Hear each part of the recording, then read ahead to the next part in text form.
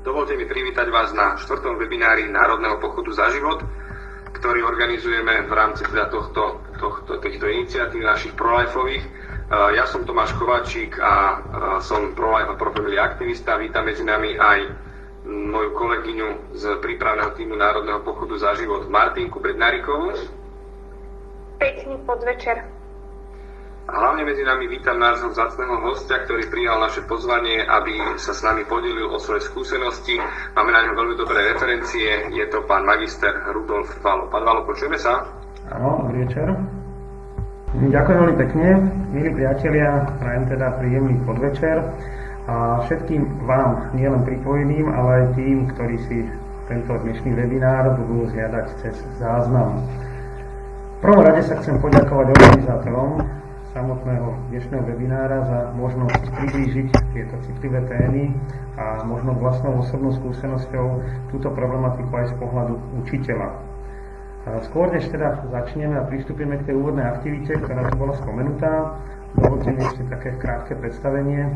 Teda volám sa Rudolf Valo. So svojou manželkou Máriou máme 4-ročného synčeka Jakubka a žijeme v Žarnovici. Mám ukončené štúdium náuky o rodine na Inštitúte Jána Pavla II v Bratislave a následne doplňujúce pedagogické štúdia na Teologickej fakulte v Košiciach. Neskôr na Univerzite Komenského som získal špeciálnu pedagogickú spôsobilosť, štúdium špeciálnej pedagogiky zameranej na pedagogiku detí s poruchami správania a psychosociálne narušených. Ako bolo povedané, pracujem ako školský špeciálny pedagóg na základnej škole s materskou školou v Župkove a zároveň ako učiteľ náboženskej výchovy na základnej škole s materskou školou v Brehy. Takže toľko krátkosti o mne a teraz, ak dovolíte, pristúpili by sme k samotnej aktivite. K tejto aktivite, ktorú teda chcem na úvod predstaviť, budete potrebovať čistý formát A4 nejaký hárok papiera. Nech sa páči, máme.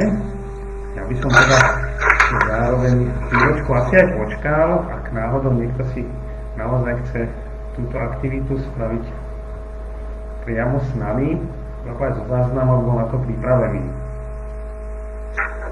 Základným cieľom tejto aktivity je niečo, čo vám poviem po samotnej aktivite. Áno, som si vedomý toho, že teraz robím niečo, čo učitelia by nemali robiť, pretože vieme, že cieľ, hodiny alebo čokoľvek by sme mali predstaviť žiakom vopred, aby vedeli, k čomu teda máme dospieť. Tak už asi by sme mohli asi začať. Máme pripravené papiere? Ja som Ďakujem. pripravený. Ďakujem. A tak teda pokyn je jednoznačný.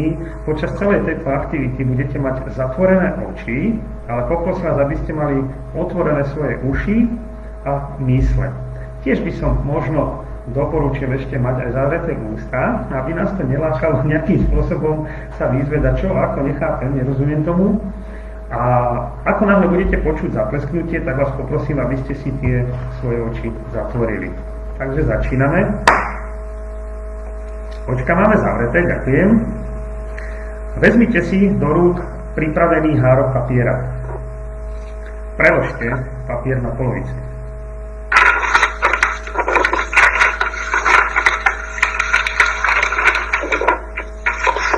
Otrhnite ľavý horný roštek.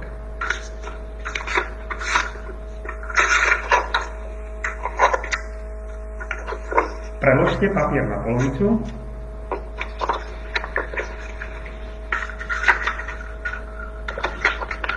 Otrhnite ľavý horný roštek.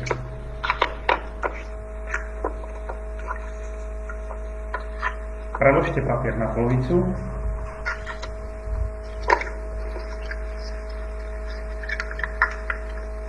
A otrhnite ľavý horný roštek. Na budúce máme predložiť papier na polovicu a otrhnúť ľavý horný roštek. Výborne. Čiže posledný raz sa pokúsime preložiť papier na polovicu a otrhnúť ľavý horný roštek. To bude ťažšie. Už som povedal, pokúsiť sa. Dobre. Oči máme stále zatvorené.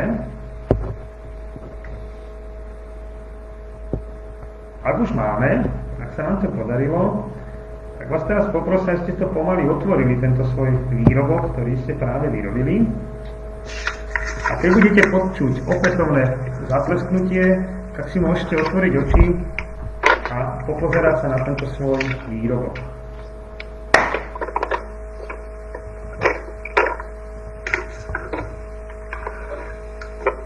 Áno, môžete ho nám ukázať, výborne. No, zdá sa vám, že ich máte rovnaké? No, úplne nie. No, ako je to možné, že ich nemáte úplne rovnaké? Veď ste počuli ten istý moment, ten istý pokyn a v podstate boli sme ako keby v jednej miestnosti. Napriek tomu tu vidíme minimálne dva rozdielne výrobky, dve verzie toho istého pokynu. Prezradím vám teraz cieľ tejto aktivity. Práve ste sa stali, alebo dokázali ste si, že ste skutočne jedineční. Ste úplne originálni a tak ako vy ste teraz originálne počuli môj pokyn a podľa toho ste sa zariadili, tak presne takto isto to vnímajú aj naši žiaci alebo tí, s ktorými prichádzame my, možno ako vedúci niektorých spoločenstiev do styku, že ak čokoľvek, akúkoľvek tému prednášame alebo sa o ňu delíme s inými, každý jedinec si to vysvetlí skutočne po svojom. Mňa by teraz trošku zaujímalo, aké ste mali pocity pri tom, keď ste jednoducho museli plniť túto úlohu. Cítila som sa dosť zvláštne. Zvláštne som sa cítila, že čo z toho bude, že neviem, čo robím, neviem, prečo to robím a neviem, ako to robím. Ja som sa cítil neisto. Bez tých očí, priznám sa, to je ťažké. Ťažké. Áno. A predsa, vidíte, správne to máte obidvaja. Nikto nie je ten, kto to mal mať lepšie alebo horšie. Neexistuje predpísané nejaké pravidlo, ako má vyzerať hotový výrobok po tejto aktivite. A jediný cieľ je naozaj uvedomiť si tú svoju jedinečnosť, originalitu. Aj my dnes budeme počuť rozličné názory, možno niekto sa s tým stotožní, možno niekto nie. Prejdeme si rôzne témy a predsa každý z nás to vyhodnotí úplne rozdielne, jedinečné a ja dúfam, že aspoň každý si niečo z toho odnesie, lebo to je vlastne cieľom aj tohto nášho webinára. Ja vám teda veľmi pekne ďakujem za to, že ste boli aktívni na tejto našej aktivite a v podstate mohli by sme prejsť na našu dnešnú tému. Dnešnou témou teda, ako to vyplýva z názvu, je prihovorenie sa učiteľa učiteľom alebo vychovávateľom, no nie len im.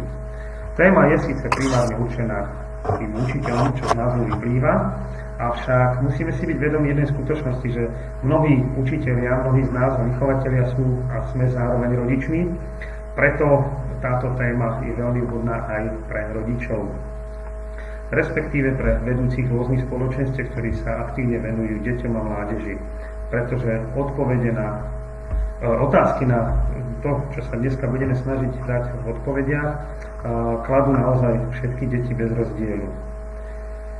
Rovnako tieto otázky, možno týkajúce sa dospievania sexuality, sú často žiadané žiakmi na školách, čo mi kolegovia, učitelia, vychovatelia určite dajú za pravdu a preto je, myslím si, že veľmi vhodné vybrať práve tému na dnešný webinár týkajúce sa týchto citlivých tém. Rodičia určite s očakávaním čakajú a radi by sa určite dozvedeli, kto a akým spôsobom sa ich ratolestiam v školách prihovára o témach citlivých, ktoré všetci vieme primárne patria do rodinného prostredia. Vidíte tu slajd, na ktorom je citát Jána Pavla II. Rodina je miestom lásky a života, miestom, kde láska rodí život. Rodina, veľké laboratórium lásky, je prvou školou, ba viac, stálou školou, v ktorej učenie sa láske prebieha nie suchopárnymi poučkami, ale presvedčivou silou vlastnej skúsenosti. Tiež by každá rodina objavila svoje povolanie k láske. Tu si môžeme naozaj trošičku iba zamyslieť sa a nechať si to trošku tak prejsť, či naozaj tá rodina je v dnešnej dobe skutočne miestom lásky a života.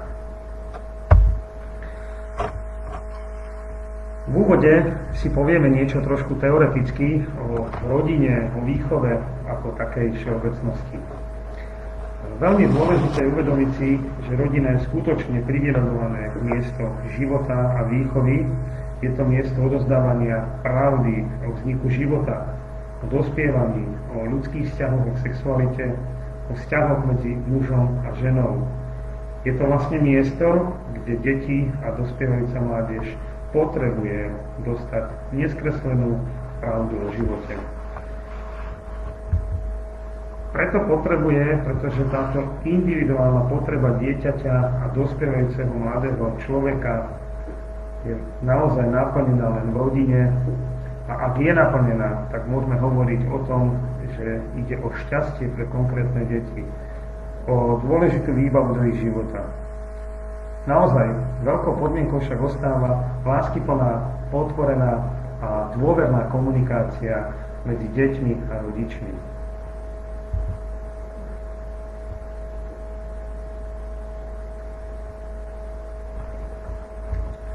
Áno? Je to lepšie?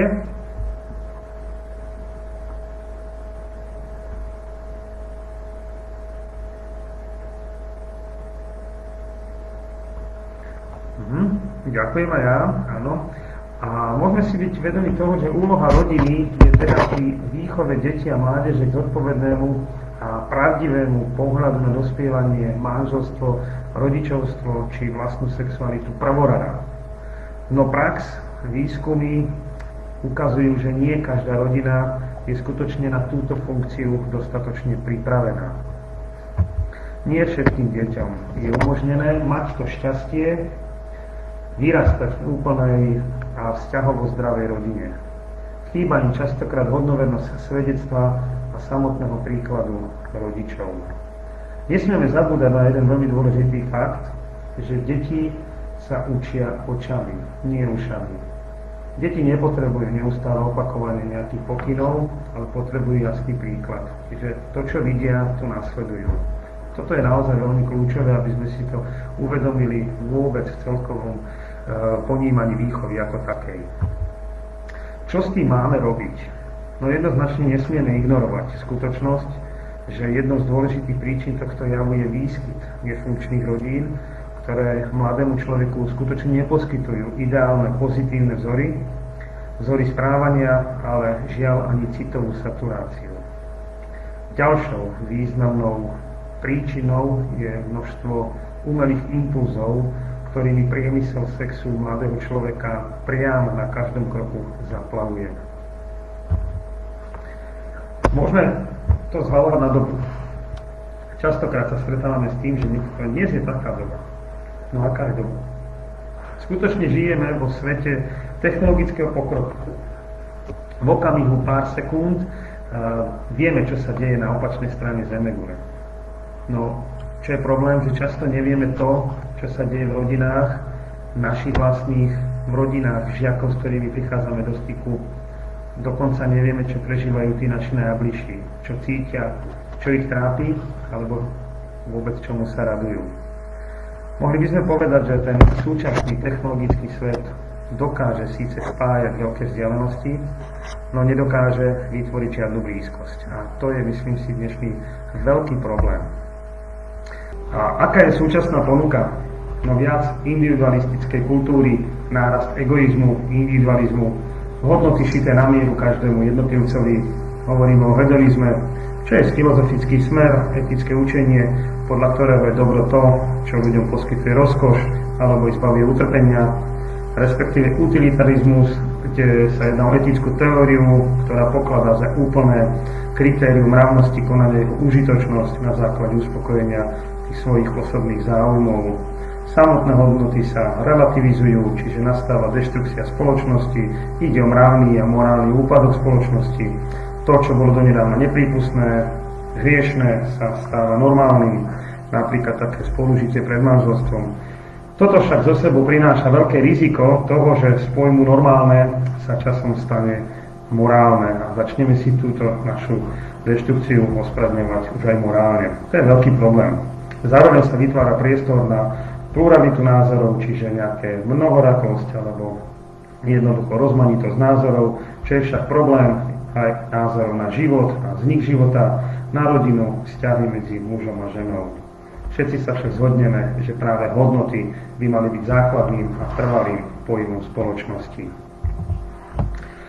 Máme tu zodpovednosť doma. Áno, uvedomujeme si to, že k prirodzeným právom a povinnostiam rodičov patrí, aby svoje deti popri inej starostlivosti a v kontexte celkovej výchovy ich osobnosti uviedli aj do tajomstva vzniku života. Je však dôležité, aby poznatky aj o ľudskej sexualite rodičia svojim deťom a mladým odovzdávali zdravým, citlivým a veku primeraným spôsobom. Ako je to teda s tým zdravým spôsobom? Jednoducho pravdivo odpovedať. Pravdivo odpovedať na všetky otázky detí a dospelujúcej mládeže, poskytnúť i vyvážený pohľad na všetky aspekty ľudskej sexuality. To znamená nielen biologický, ale psychologický, sociálny a zároveň morálny či spoločenský. Sexualita by mala byť deťom predstavená ako nástroj lásky dvoch ľudí, muža a ženy. Mala by byť predstavená ako neoddeliteľná súčasť ľudského bohatstva plodnosti, teda schopnosti v láske odozdať nový život.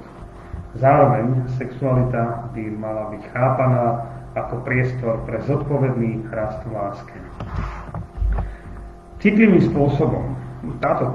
Tento slide je asi taký veľmi dôležitý, pretože s týmto máme najčastejšie problém a kedy vlastne začať, akým spôsobom. No citlivým, teda od útleho veku dieťaťa je prežívanie tej vlastnej sexuality akousi súčasťou sféry jeho osobnej intimity, ktorú je samozrejme nutné s veľkou úctou rešpektovať a s dôstojnosťou rozvíjať k tej zodpovednej slobode. Rešpektovať to teda tak u detí, ale aj u rodičov, avšak bez toho, aby sa oblasť sexuality niekedy až príliš netabuizovala. Na toto pozor. No a veku primeraným spôsobom naozaj tu je veľmi dôležité, aby sme vychádzali vždy z otázok detí. Avšak, ako sa ukazuje, a už som spomenul, že len v rodine plnej atmosféry vzájomnej dôvery a lásky, vzájomnej komunikácie takéto otázky vznikajú.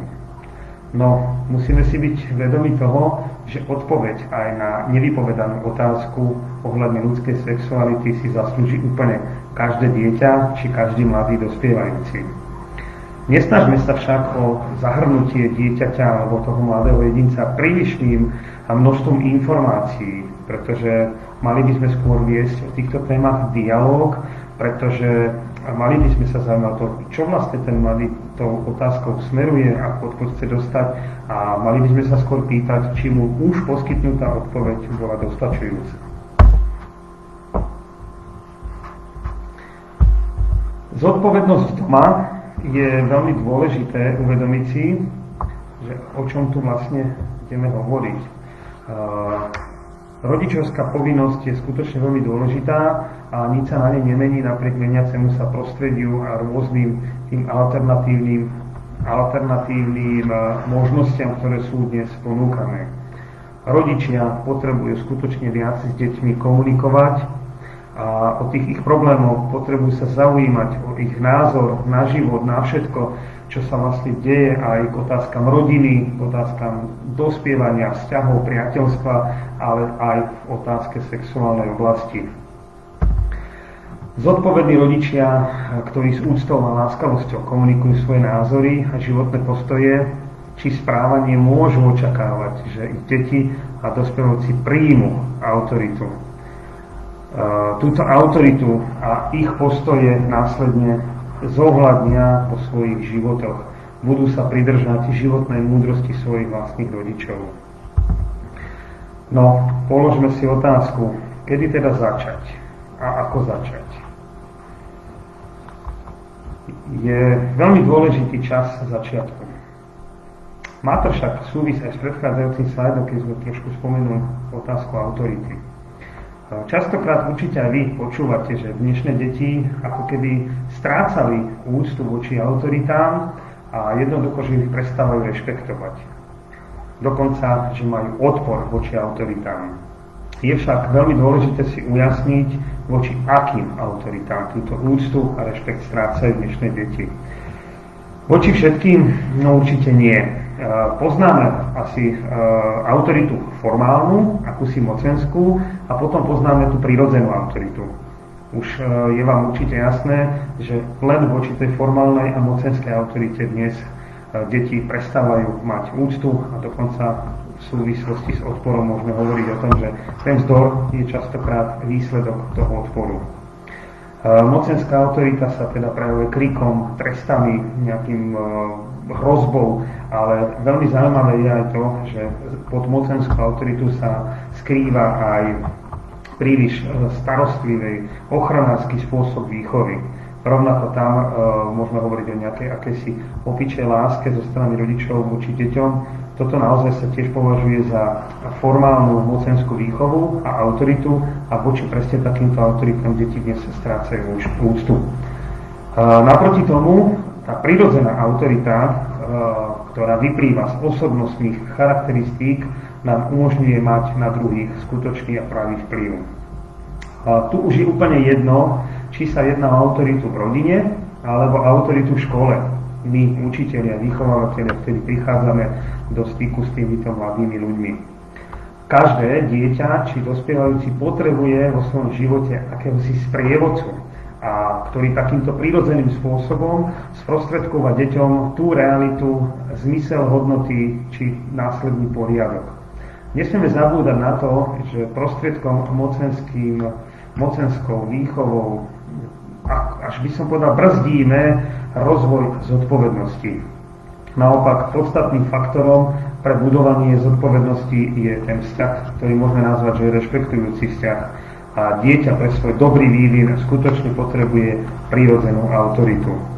Čas, kedy rodičia teda začnú so svojimi deťmi otvorene komunikovať v oblasti vzniku života, vzťahov, dospievania, priateľstiev, chodenia, randenia či sexuality, je skutočne veľmi, veľmi dôležitý. V prípade, ak rodičia začnú túto oblasť komunikovať až v období, ak ich ratolesti vstúpia do obdobia, ktoré sa nazýva puberta, môžu zo strany detí naozaj naraziť na odmietavý postoj. Problémom nie je ani tak ich názor, ako spôsob podania. História nás učí, že každé uvoľnenie morálky v oblasti sexuality prinieslo pád spoločnosti z toho kultúrneho vrcholu úplne k deštrukcii. A ako rodičia, ale aj učitelia či vychovatelia sa častokrát cítime úplne bezmocní voči vplyvu médií a tej liberálnej propagande. Súčasný svet ponúka deťom a dospievaciu nemorálny, často vulgárny, perverzný pohľad na človeka a jeho sexualitu už jediným kliknutím na internet. Z toho dôvodu je veľmi ťažké nielen rodičom, ale aj nám, učiteľom a vychovateľom, hovoriť nielen o vzniku života a jeho ochrane, ale o dospievaní, priateľstvách, budovaní vzťahov či sexualite pozitívne. No musíme si byť vedomi jednej veľmi dôležitej skutočnosti, že izolácia od týchto tém nie je riešenie. Práve naopak, s tým nasledujú ďalšie problémy. Musíme viesť deti k sebaúcte, k sebaovládaniu bez toho, aby sme v nich vyvolávali akési negatívne postoje k sexualite. Rodina, stále zdôrazňujem dôležitosť a zároveň povinnosť, teda poučovať deti a mládež o predmetných témach v prvom rade a primárne zo strany rodičov. Prečo? Určite sa zhodneme všetci na tom, že je to práve preto bezpečné objatie rodičov, kde sa to dieťa najlepšie cíti a vtedy sa mu najlepšie počúva o tom, ako vôbec sme prišli na tento svet a aká úloha nás, budúcich rodičov, čaká. Vieme, že dnes je trend, ako si odkladať a prenášať výchovu na tých druhých, a toto sa zo sebou prináša veľké úskalia, a to hlavne stratu dôvery, otvorenosti a úprimnosti. Otázka, odpoveď, veľmi, veľmi dôležité uvedomiť si, že kedy a ako zistíme, že deti sú vôbec pripravené na otázku ohľadne vzniku života, o dospievaní, o prežívaní vlastnej sexuality. Je to odpoveď. A je to otázka. Odpoveď, otázka. Je dobré odpovedať v okamihu položenia otázky. Nečakať na vhodnejšiu dobu, neignorovať deti, keď sa pýtajú. Venovať im aktuálne tú pozornosť svoju pre ich otázku. Odpovedať sa snažme spontánne. Nesnažme sa vopred si nejako pripraviť tú konkrétnu odpoveď, pretože vieme, že pripravená odpoveď nás môže vniesť do takého spôsobu, že budeme skôr viesť my nejaký monológ a to dieťa vlastne koniec koncov nemusí vôbec ani dostať odpoveď na svoju položenú otázku. Čiže na toto si naozaj musíme dávať pozor, kedy nesmieme ten náš monológ prehlúšiť samotný dialog, o ktorý vlastne nás dieťa žiada. Môžeme si povedať, čo ak nie je otázka. Áno, častokrát práve v rodinách, kde teda tá prírodzená komunikácia od malička neviedla rodičov rozprávať sa s deťmi o všetkých rôznych témach, naozaj je riziko, že tam tá otázka nepadne. Čo s deťmi však, ktoré sa nepýtajú a myslíme si, že tieto deti skutočne nechcú poznať odpovede na nevypovedané otázky, určite vieme, že nie je to pravda a práve tieto deti túžia možno ešte niekedy viac dostať skutočnú a pravdivú odpoveď. A tu je vlastne už aj priestor pre nás v školách. Deti naozaj veľmi často v školách gúľajú očami nad niektorými témami, ale vy, učiteľ, veľmi dobre viete, že častokrát z tých očí sršia nevypovedané otázky, čo ich vlastne trápi, s čím by sa radi zdôverili. A toto je vlastne to, čo my ako učiteľ si musíme naozaj veľmi, veľmi všímať. Preto má už tu veľmi dôležitú a zodpovednú úlohu škola. V súlade s článkom 41 odsek 4 ústavy našej z roku 92 majú skutočne rodičia právo na starostlivosť dieťa a výchovu. Článok 2 dodatkového protokolu k Európskemu dohovoru o ľudských právach zakotvuje právo rodičov na zaistenie výchovy a vzdelávania svojich detí, ktoré by zodpovedalo ich náboženskému presvedčeniu podľa vlastného svedomia. A práve toto právo rodičov v oblasti výchovy a vzdelávania sa týka najmä školy. Doba a spoločnosť si skutočne vyžaduje, aby sme vzdelaniu a výchove detí a mládeže venovali maximálnu pozornosť. Vidíme, v akej situácii sa momentálne nachádzame.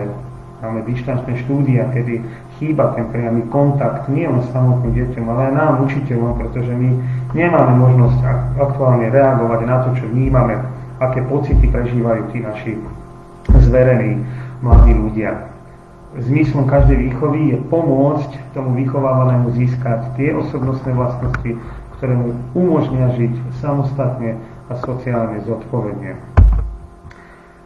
Prichádzame teda do témy výchovného procesu, kedy vlastne si musíme byť vedomi toho, že zlyhanie výchovného procesu má skutočne za následok narušenie osobnostného vývinu človeka a tým sa mu sťažuje priame začlenenie sa do spoločnosti. Tým sa dokonca jeho vzťah k dodržiavaniu morálnych a mravných noriem inak všeobecne platných a akceptovaných v spoločnosti veľmi, veľmi zhoršuje. Môžeme si byť vedomi toho, kto je za tým všetkým, keď sme v škole. Áno, učiteľ je ten, kto je základný nositeľ výchovy. Dominantne ovplyvňuje správanie sa žiaka a môže sa stať jeho identifikačným vzorom. Priemerný učiteľ vypráva. Dobrý učiteľ vysvetľuje, výborný učiteľ ukazuje, no najlepší učiteľ inšpiruje. Takto to pomenoval Charles Farrar Brown a myslím si, že túto definíciu učiteľa je naozaj veľmi dôležité aj v súčasnej dobe častokrát prezentovať, lebo naozaj toto je veľmi dôležité nerozprávať, nevysvetľovať, ale inšpirovať, ukazovať, inšpirovať stále dookola. Čo potrebuje taký učiteľ vedieť? No v prvom rade si musíme každý jeden z nás, či už sme to učitelia alebo rodičia, vychovávateľia, sprevádzajúci skupinu uvedomiť, že ak už je niekto dospievajúci, tak už nie je dieťa, no zároveň ešte nie je dospelý. Vstupuje totižto do vývojovej fázy, do puberty, kde je všetko v pohybe, dochádza ku kolísaniu nálad, raz som pozitívny, raz negatívny, raz som šťastný, raz som smutný, a prichádza neistota, nespokojnosť so svojím výzorom, no prichádzajú aj prvé zranenia z prvých hlások. Tam už ustupuje ten rešpekt voči tej autorite a rastie vplyv kamarátov, a tieto deti si hľadajú akési miesto. Hľadajú si miesto vo svojom živote. Chcú byť jednoducho priamo niekde účastní, chcú patriť nejakému kolektívu. K tomuto im musíme naozaj veľmi pomáhať a byť tam práve tým sprievodcom, o ktorom som už spomínal. Z psychologického hľadiska vieme, že puberta je skutočne asi to najťažšie vývinové obdobie, ktoré teda v rámci vývoja človeka vstupuje do jeho sféry. Vzťah učiteľ-žiak je veľmi dôležitý. Je skutočne na mieste pripomínať neustále dôležitosť pracovať na vzájomnom vzťahu medzi učiteľom a žiakom, pretože tam sa vytvára následne dôvera. Vtedy sa staneme, alebo mali by sme byť ochotní sa stať sprievodcom a pomôcť mladým nájsť odpovede na otázky, kto som, na čo som tu, kde je moje miesto, kam smerujem, aké sú moje silné a slabé stránky, ako ma vidia ostatní, či som vôbec chcený, či som prijatý a aký je môj rebríček hodnot. A k tomuto ich môžeme sprevádzať len vtedy, ak máme vybudovaný dôverný vzťah. Dôvera. Chceme mladým ľuďom pomáhať? Určite chceme. Chceme svoje deti pripraviť do života? Určite chceme. No pozor, tam, kde nie je dôvera, nie je otázka. A kde nie je otázka povedaná, častokrát nás nenapadne dať im odpoveď. Čiže mohli by sme povedať, že základnou cestou k získaniu si mladých ľudí, vlastných detí, je dôvera.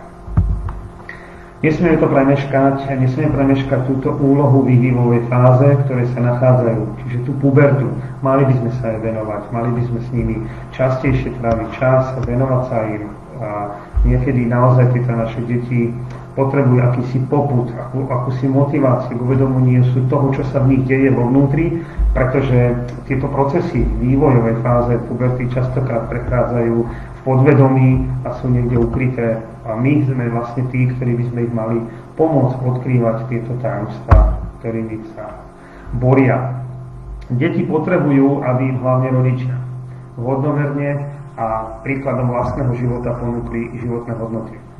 Aby im hlavne rodičia v tomto období pomohli objaviť silné stránky.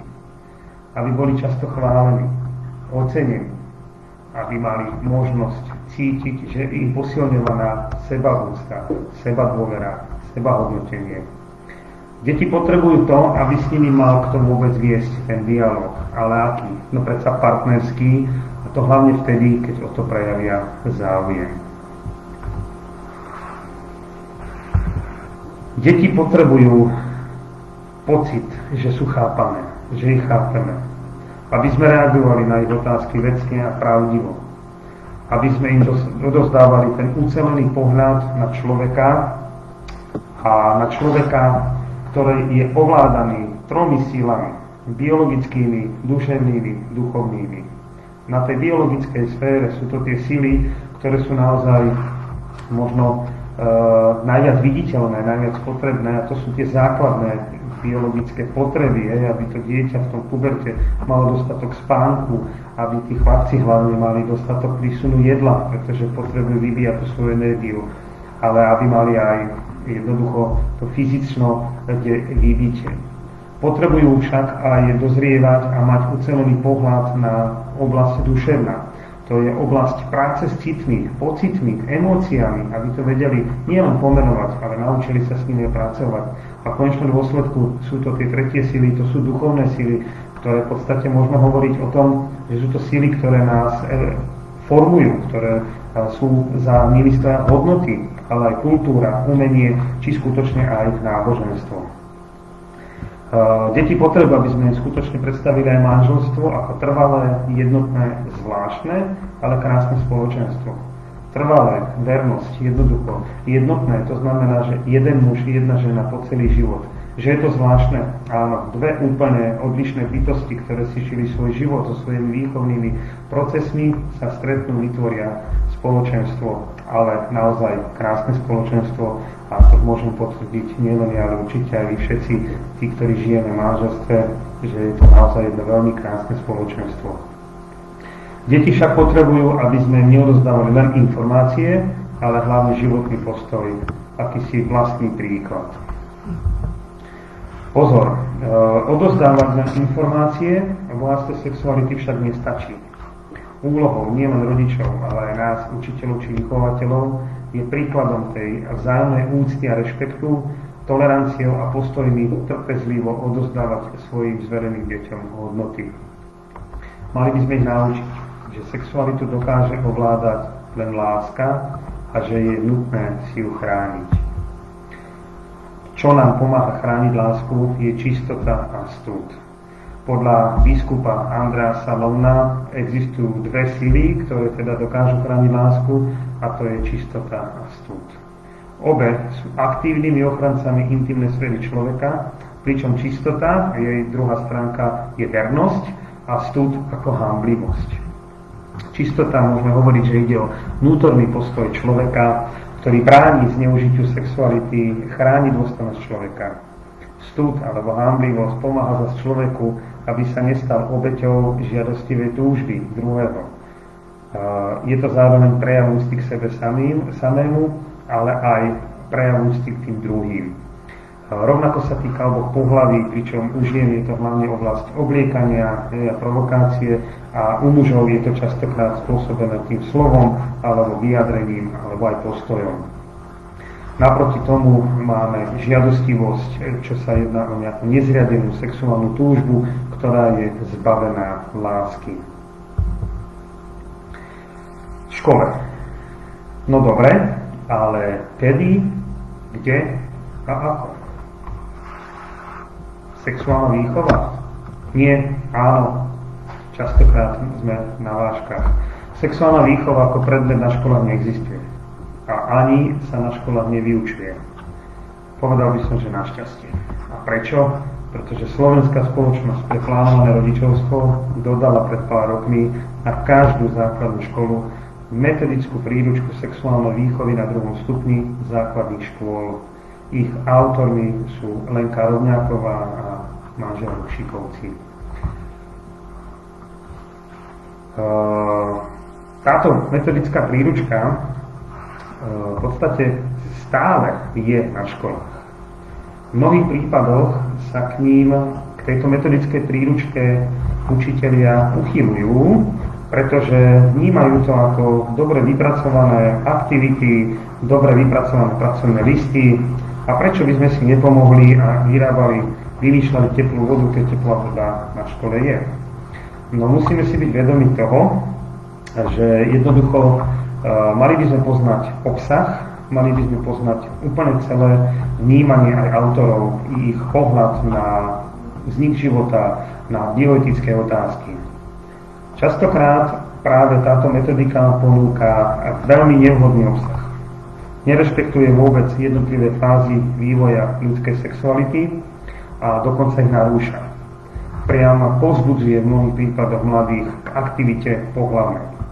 Dokonca nevyučuje ani osobnostný rozmer sexuality, kedy intimné to spojenie má vyjadrovať akúsi bezvýhradnosť darovania sa jeden druhému. Jednoducho jedná sa často o nejaké mechanické uspokojenia si tých vlastných potrieb, vlastnej sexuality. Ide dokonca v mnohých prípadoch o akési degradovanie hodnoty ľudskej osoby. Návod ako druhého jednoducho využiť ako nástroj rozkoše. Mladých neučí ani zdržanlivosti, ani k sebaovládaniu, a častokrát nevyzdvihuje ani panenstvo ako veľmi veľkú a krásnu hodnotu alebo ako dar, ktorý sa môže darovať len raz. Neučí ani deti trvalým vzťahom. Neučí ich, že intimita a stud sú zdravé prvky sexuality, ktoré chránia ľudskú dôstojnosť. Autori sa dokonca v príručke priam ako keby zameriavajú cielene na odstránenie prirodzenej hanblivosti pomocou zážitkových aktivít sprevádzaných heslom, že so svojím telom si môžeš robiť, čo len chceš. Všetko je prvýkrát a nechaj sa viesť pocitmi. Celé toto dielo, táto metodická príručka, vychádza z akejsi myšlienky, že deti majú právo na informáciu v oblasti sexuality včas a neobmedzenie, a to dokonca, že im nemá právo obmedziť túto informovanosť dokonca ani rodič či škola ako taká. Asi ste trošku možno aj zhrození z toho, čo som práve povedal, ale musíme si byť vedomí, že toto je skutočný fakt. No, vtisne sa mi otázka, či existuje alternatíva. Alternatíva existuje a Ministerstvo školstva Slovenskej republiky 28. júna 1998 prijalo koncepciu výchovy k manželstvu a rodičovstvu pre základné a stredné školy a zároveň v tom boli vypracované učebné osnovy pre tri typy škôl. Výchova k manželstvu a rodičovstvu v tomto období bola aj zavedená ako tzv. Povinná nadpredmetová alebo prierezová téma. Znamená to teda, že o vzťahoch, dospievaní, samotnej reprodukcii či sexualite sa žiaci učia aj v rámci rôznych predmetov, práve cez tú prierezovosť tejto témy. Učí sa to najmä na prírodovede v 1. stupni alebo biológii na 2. stupni, občianskej náuke, etickej či náboženskej výchove. No témam týkajúcim sa rodiny a vzťahov sa venujú aj učitelia jazykári, či už je to na slovenskom jazyku, alebo teda rôzne cudzie jazyky. Taktiež téme rodiny sa častokrát venuje výtvarná výchova, kedy deti si kreslia rôzne svoje rodiny alebo rôzne tradície. Výchova k manželstvu a rodičovstvu je vlastne o rodičovstve, o manželskom živote a deti majú možnosť takto čítať rôzne texty, ktoré sa dotýkajú tejto oblasti. No napríklad aj na matematike prídu deti s témou rodiny do kontaktu, pretože napríklad ak majú tému tvorba rodinného rozpočtu, čo je vlastne jedna z základných funkcií rodiny a to je tá ekonomická funkcia. Musíme si byť vedomí aj toho, že každá jedna škola, či už základná alebo stredná, má rôznych koordinátorov a medzi takýchto koordinátorov patrí aj koordinátor výchovy k manželstvu a rodičovstvu a tento zodpovedá za aplikáciu prierezovej témy v rámci jednotlivých predmetov. Koordinátor výchovy manželstva a rodičovstvu zároveň organizuje besedy, diskusie či workshopy na tému rodiny, dospievania, sexuality, ochrany zdravia, závislosti a vzťahov. Je teda zrejmé, že deti v škole skutočne prichádzajú s predmetnými témami do kontaktu, ale ako a akým spôsobom je veľmi dôležité.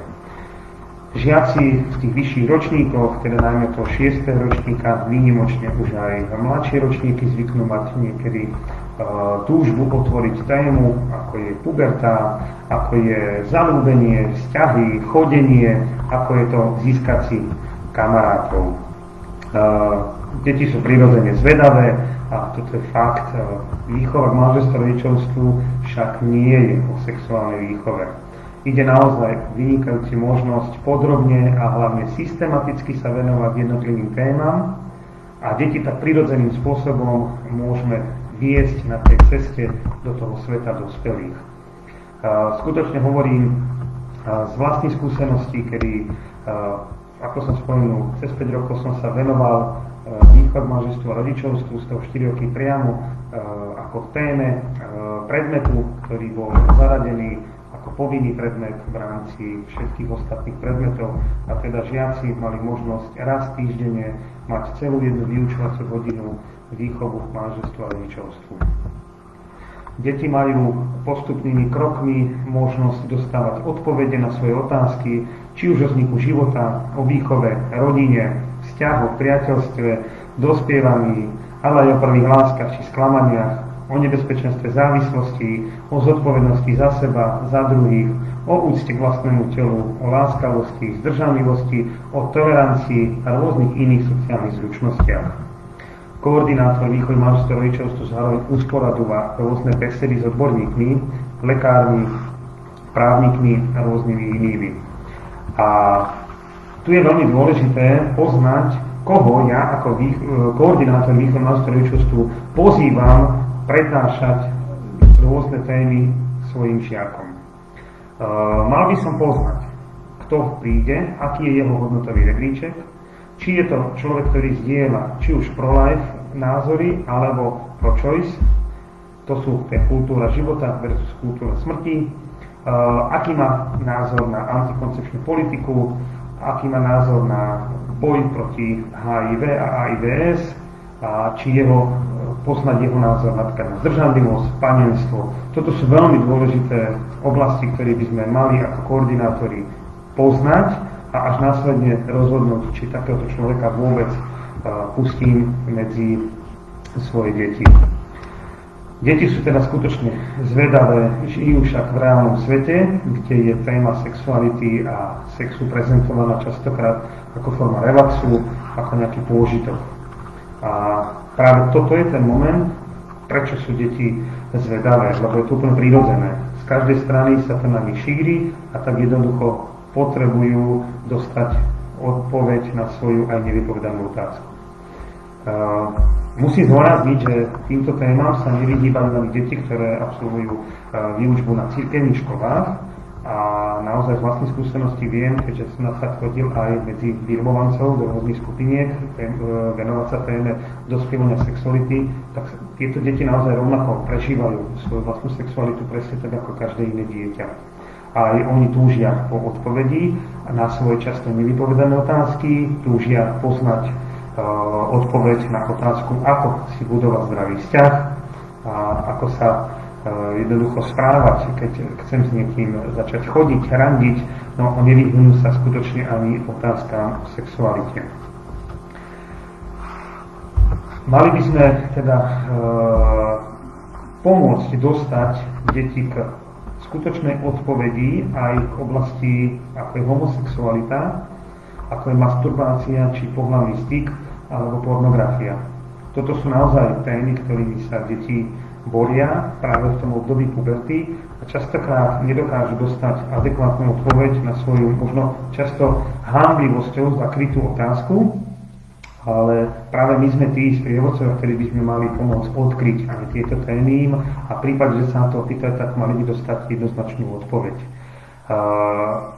Myslíme si, že vedia, no môžu vedieť, pretože ak im neposkytneme odpoveď my ako rodičia alebo ako učitelia či vychovávateľia, tak skutočne si ich nájdú či už na internete alebo medzi kamarátmi, rovesníkmi v partiách, ale tam je to riziko, pretože naozaj títo kamaráti alebo ten internet ich môže naviesť na tie stránky, ktoré môžu byť veľmi skreslené a tak deti dostanú veľmi skreslené aj informácie. Považujem opäť za veľmi dôležité pripomenúť, aby deti už v tom útlom veku mali možnosť vnímať, čo znamená byť rodičom. Že je to naozaj ten zodpovedný v rodine za výchovu detí. Je to ten, kto im ukazuje príklad správania sa jeden voči druhému. Mali by mať možnosť učiť sa už útleho detstva, čo to znamená dospievať, ale ako som zdôraznil, nie len po tej telesnej, ale aj duševnej či duchovnej stránke. Je dobré týmto zvedavým žiakom odpovedať na všetky otázky tých tajomných vzťahov medzi mužom a ženou. Pretože vzťahy a sexualita zasahuje aj ich. Je však dôležité ponúknuť žiakom skutočnú pravdu o vzniku života, o sexualite, o dospievaní, o spoločnej zodpovednosti. Deti by mali dostať jasnú odpoveď, že sexualita nerovná sa sex. A sme opäť pri dôvere. Skôr ako sa dostaneme do tém dospievania či sexuality, je nutné žiakov oboznámiť s témou, ako je napríklad sloboda, zodpovednosť, tolerancia, úcta, dôstojnosť, priateľstvo, láska, tá skutočná, asertivita, komunikácia a iné sociálne zručnosti. Až potom môžeme postupne prejsť do tém, ktoré sa týkajú dospievania, puberty a následne sexuality. Môžete sa teraz určite prirodzene opýtať, ako na to, kedy je na to priestor, a ja vám dám odpoveď, že je to na každej vyučovacej hodine. Naozaj, na akejkoľvek. A neobstojí také tvrdenie, že na odborných predmetoch nie je na to priestor. Vždy je priestor na to, aby sme prejavili záujem o žiaka. A to je vlastne ten prvý krok k tomu, aby sme si získali dôveru našich žiakov.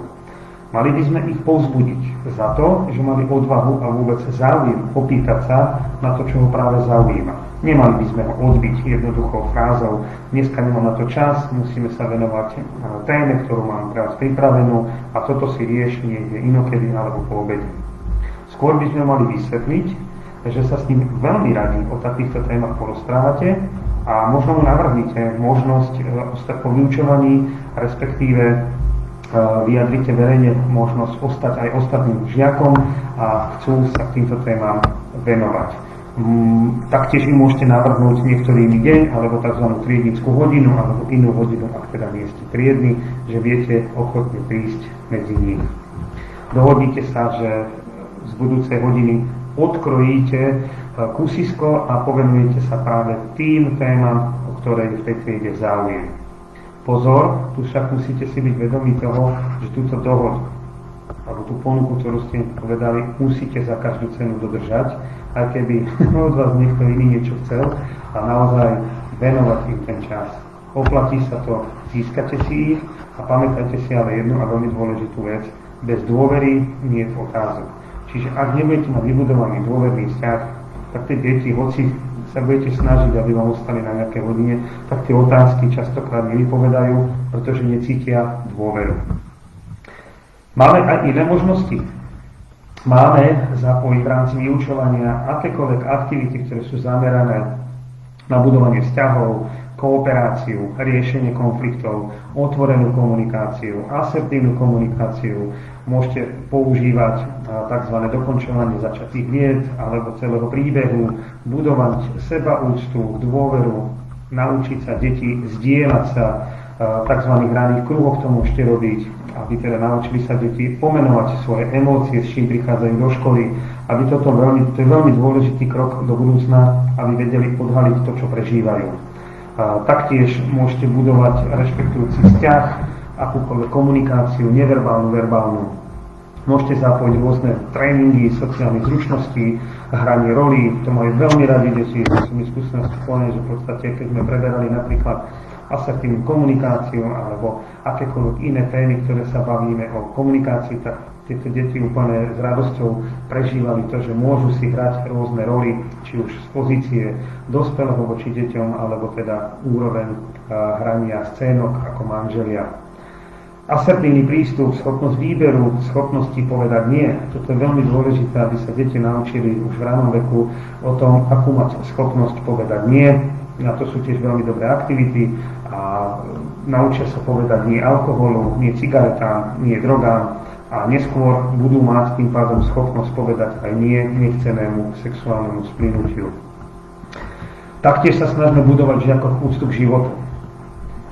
Tu je veľmi dôležité uvedomiť si, že my sme ten príklad, ktorý oni sledujú, a tu my musíme mať úctu voči vlastným kolegom, aj keď nás niekedy možno vytlačajú kvôli našim názorom na bok, ale jednoducho naozaj tá úcta z našej strany musí byť vždy prejavená.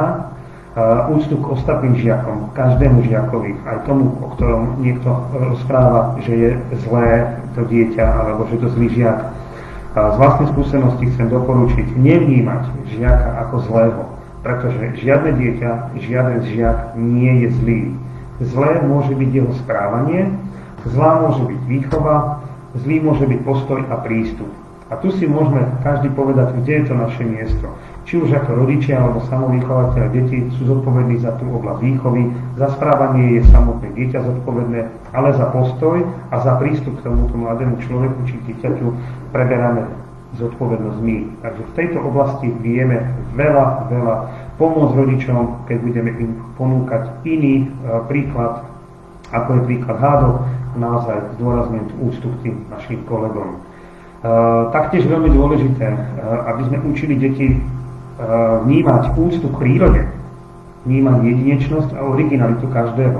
Tu je možnosť príkladu tej aktivity z úvodu prednášky. V budúcnosti na základe toho bude oveľa vyššia schopnosť pochopiť akékoľvek manželského zväzku, pretože tam si uvedomia, že ten ich zväzok bude jedinečný, bude originálny. Veľmi dôležité je venovať sa témam ako priateľstvo medzi chlapcom a dievčaťom, rozdielnosťou pohlaví, rozdielnosťou zmýšľania. A veľmi dôležité je chápať rozdiel medzi zaľúbenosťou, zamilovanosťou a láskou. Položím vám otázku. Čo si myslíte? Čo je láska? Láska je cit? Emócia? Ak ste si odpovedali áno, tak ja vás sklamem. Z môjho pohľadu láska vôbec nie je o emócii, láska vôbec nie je o cite. Už tým, že tu mám uvedené nejaké 3 stupne, zaľúbenosť, zamilovanosť a láska, je nám jasné, že všetko je od seba mierne odlišné. Zaľúbenosť ako taká, a je veľmi dôležité, aby sme to pochopili aj my dospelí, my rodičia, vychovateľi, učitelia, a takto to možno posunuli aj deťom, je, že zaľúbenosť je oblasť, ktorá sa dotýka takého telesného, čiže je to akási telesná záležitosť, kde jednoducho vnímam niečo očami, čo sa mi páči.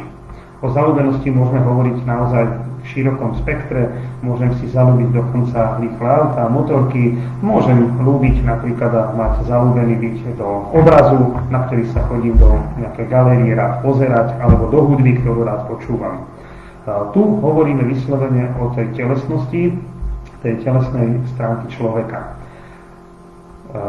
Oblasť zamilovanosti je naproti tomu trošičku vyššia a tam už hovoríme o citoch, o prežívaní emočného stavu človeka, kde pri tej zaľúbenosti to bola oblasť telesná, tak tu je to tá citová a tu vlastne vyhľadávame možno niekoho alebo niečo, k čomu cítim nejaký taký dobrý pocit. Hej. To znamená, že ak je to vo vzťahu k človeku, tak ja vyhľadávam toho človeka práve preto, že je mi pri ňom príjemne, že sa dobre cítim.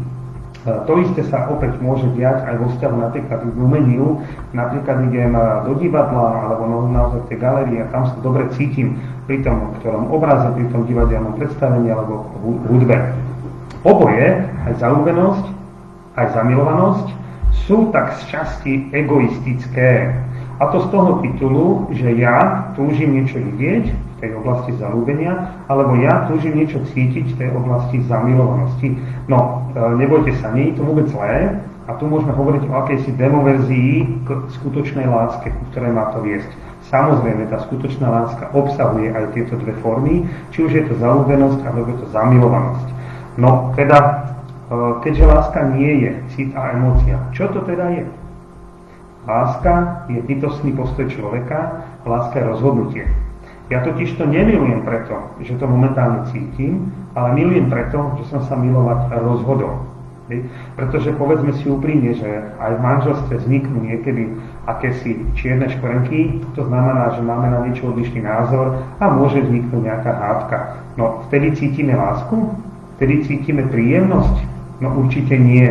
A teda, ak by sme lásku považovali iba za emóciu a cit, tak v tej chvíli by asi bolo po láske. Práve preto si musíme byť vedomí, že skutočná láska je bytostný postoj, je to rozhodnutie človeka, ktorý sa rozhodol milovať. A toto je naozaj veľmi dôležité, aby aj tí mladí ľudia poznali, aby k tomuto sa vrátili a aby sa možno niekedy aj našli v tom, ktorom rozpoložení sú. Pretože myslieť si, že som zaláskovaný po prvom rande, je asi veľmi milná predstava. Takže k tomuto vás tiež tak povzbudzujem, aby ste dávali na to pozor, keď sa deti vyjadrujú o tom, čo prežívajú, aké lásky. Usmernite ich, že možno sú nám zaľúbení, možno sa im to páči, čo je úplne prirodzené. Takže aj k tomuto je veľmi dôležité tie deti viesť, pretože tá skutočná pravá láska sa dá naozaj vychutnať veľakrát až v tom záväzku, ktorý ten človek dá, či už je to v manželstve, v panenstve takom, alebo teda v zasvetenom živote. Častokrát som sa stretol s otázkami od detí, ako zistím, či sa mu páči, či je do mňa zaľúbený. Naozaj sú to otázky, s ktorými sa aj vy určite stretávate alebo sa stretnete a položíte si otázku, čo im na to odpovedať. Odpovedzte úplne spontánne, že neexistuje jednoznačná odpoveď, ako a akým spôsobom reagujú ľudia v takomto prípade. Stane sa vám, že niektorí ticho a zamilovaní čakajú, kým si ich objekt všimne.